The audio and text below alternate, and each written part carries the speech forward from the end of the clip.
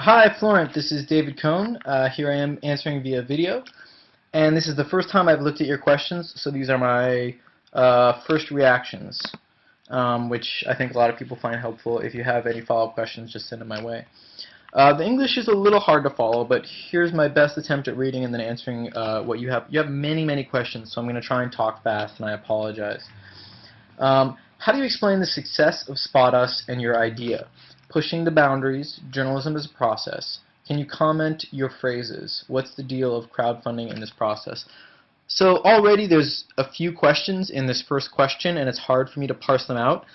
In terms of the success of Spot Us and the idea, what I would say is, Spot Us was successful on a few accounts and unsuccessful on others.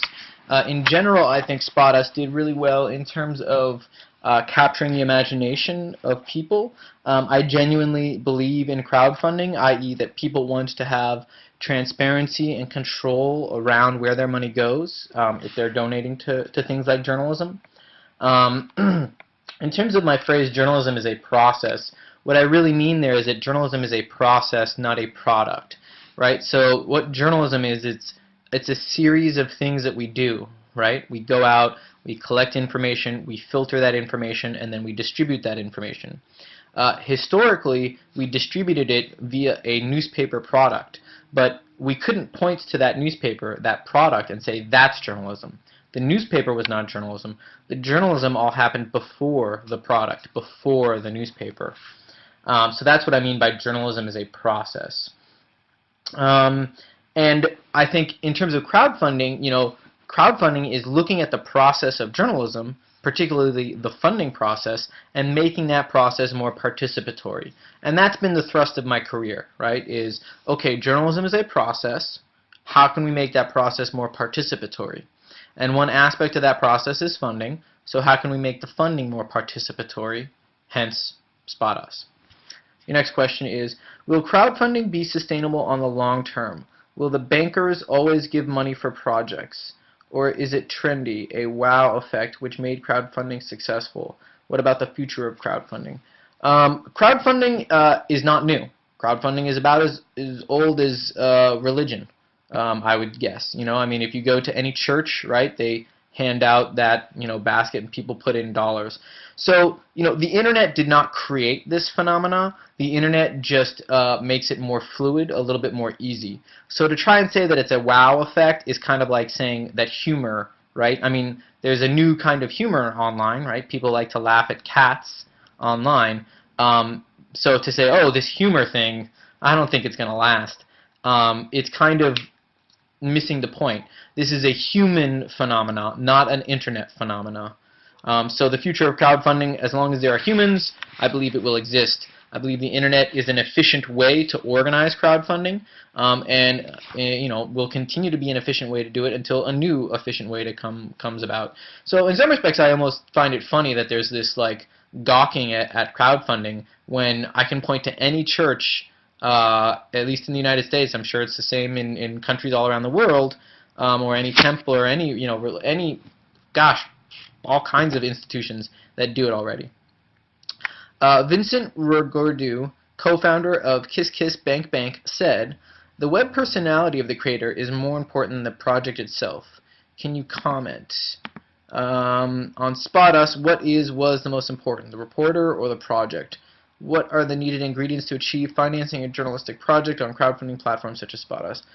So again, there's two questions there. I would say that the personality or the person is important. I wouldn't say it's more important. Often the person and the project are related, right? Like a project would only come from that person, or that person could really only create that kind of project. So the two are kind of hard to sift apart. I will say that quality does rise. I mean, even somebody who's really good who puts up a shitty pitch, they should expect shitty results. And someone who's brand new, who's young, who does a really good pitch, can get really good results. That said, certainly somebody who has a built-in audience, some people come in and they already sort of have an online presence, that helps them. But the needed ingredients, there's all kinds. In the end, you have to have a really good idea. You have to be willing to promote it, and it has to resonate with people. What about scoops? Is there a danger to be scooped? Certainly there's a danger to be scooped. There's a danger to be scooped no matter what you're doing, right? I mean, even if I talk to nobody about anything, there's a danger to be scooped. Does the danger increase? Perhaps yes, because more people could find out about the project. But at the same time, I would argue that you have actually already scooped everybody, right? By putting out the pitch, you have already scooped all other reporters. Scooped is a term that journalists use for each other, right? The public doesn't really care about scoops. They care about first, right? See the difference? So if you put it up there and a reader comes across it, that's first. Right? If another journalist sees it and then publishes a finished story, that might be scooped, but the reader still saw it there first. See the important distinction there? So scoops have the half-life of a link, and so yes, there is a danger, but I think it's actually an antiquated fear. Why freelance journalists should be interested in crowdfunding? What are the advantages of being financed by crowdfunding and not by the traditional news organizations? It's just an alternative. I wouldn't say, I think as a freelance journalist, you're constantly juggling lots of different things, and this is another thing to juggle. It's another sort of thing to have in your back pocket to try and get you funded. It is certainly beneficial in a lot of different respects, and it's very helpful. Is crowdfunding a way to tackle the monopoly of major companies in journalism? Is it a way to work more freely as a journalist and being the only head of the editorial choices of his project? Certainly that is possible. I'm not sure if I would use the same kind of language to say, is it a way to tackle the monopoly of major companies in journalism? I would say, though, that historically, right, 0.0001% of the population sets the editorial agenda. And that percent, that population, they're called editors. It's a very small minority of the public. And what crowdfunding does is it increases the percentage of people in the world who have editorial say, who have editorial impact on what stories are or are not going to be covered. And I think that's a very positive thing. Whether or not you want to look at that in terms of companies and independence and et cetera, I do think that it does give the journalist, you're talking about the head of editorial choices of his project, meaning like he's in control of the choices he makes. In the end, no, because it's still not up to individually him. I mean, of course he can do it. Whether or not he gets funded for it is not up to him. Certainly it's an alternative if all the sort of traditional routes say no. But even if you still have to work and it's still sort of up to the public whether or not you do the story, once you're doing the story, you are completely beholden to the public. Those are the only people that matter. It doesn't matter what your editor thinks, because you're not working for an editor. You're working for 50, 60, 150 different people. You are a journalist in the truest sense of the word. You are working for the public. The editor-in-chief of LA, Belgium, told me she is worried about crowdfunding opportunities. Everybody can create his own project, except that in the fashion world, for instance, everyone is not talented enough to create. We can transpose it to journalism. What do you think about the democratization allowed by the web and crowdfunding in sectors like fashion and journalism? I think it's totally fine. I think she's right. Not everybody is going to be good at it. I'm not good at basketball or baseball or soccer. I still play. Would she tell me I'm not allowed to play? Is she worried if I play? Right? See, it's kind of funny that like journalists worry that other people might do journalism. Do professional basketball players worry if there are other people playing basketball in the streets? Are they like, oh, those people are disgusting. I can't believe they're trying to play basketball. When I'm sure all of them are a million times more talented than me. I still have every right to play, and it's healthy for me. It's healthy for me physically. And I think journalism, everybody has a right to do journalism, and it's healthy for them mentally. Now, if she wants to be worried about people exercising their mind, I would ask her why. Whether or not people do it for money is another question. And, some people play on the street and get really good and end up doing it professionally. Others always do it for fun. And I think certainly some people will do journalism for fun. Some might end up being really good at it and doing it professionally. And maybe crowdfunding is that stepping stone. Again, I don't see any problem with that. I think it's actually obnoxious to say that other people shouldn't do journalism because there are professionals, there. And maybe that's not fair, maybe that's not what she meant, but that's how I read that. What about the interactivity between the community and the creator during the realization of the project? Kareem Ben Khalil, co-founder of Emesis, said, "What I love in crowdfunding is the fact that you work in common with your community."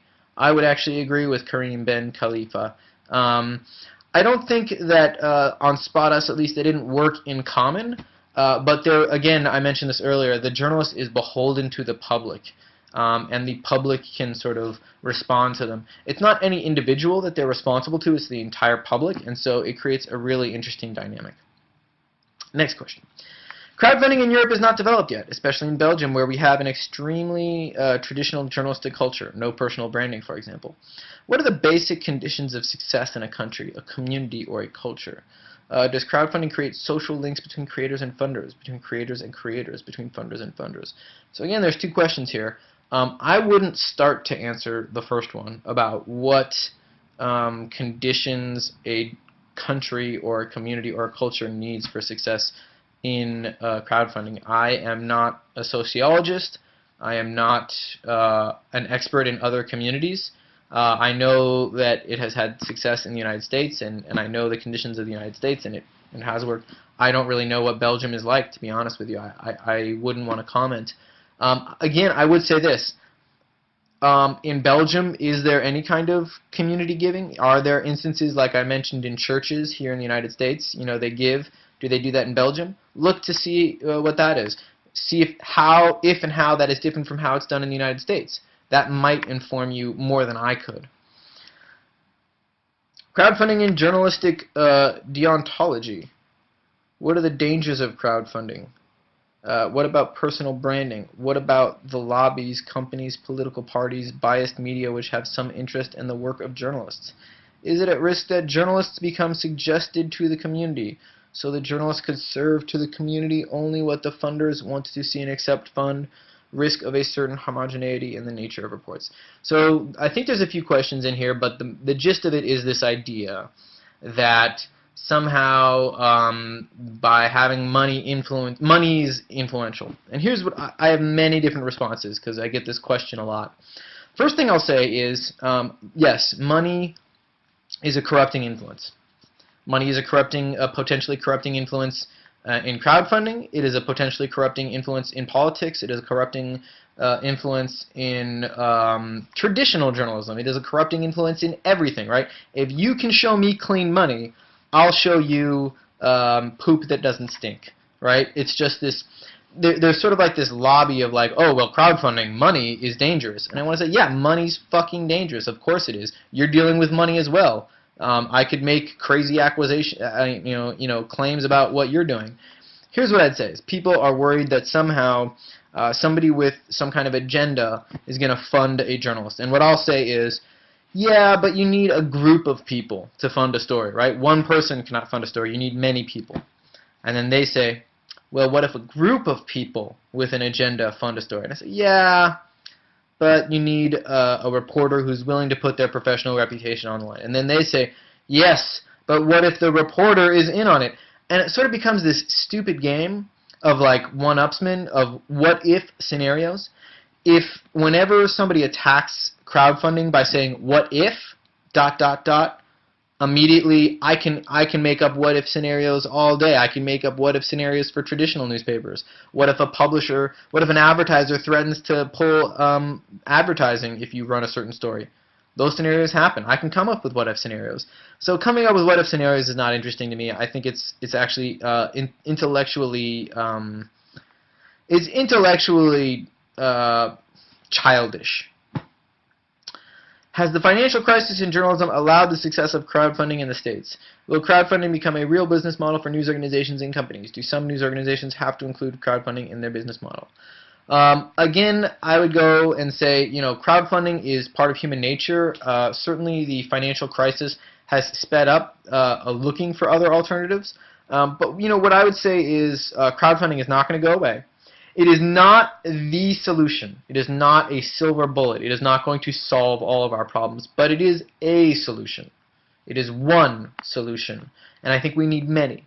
And I do think that businesses will rely on some crowdfunding in the future. Not 100% crowdfunding, but some, because it's low-hanging fruit. It's easy to do, and it's beneficial to do it, so it makes sense. But again, it's not going to be the end-all, be-all. So I hope I answered your questions. Again, I apologize if I spoke fast, but there are many questions. It still took me 15 minutes. If I slowed down, I'd be here for 45 minutes, and I don't know if I can record that long. So thank you very much, and if you have more questions, just let me know.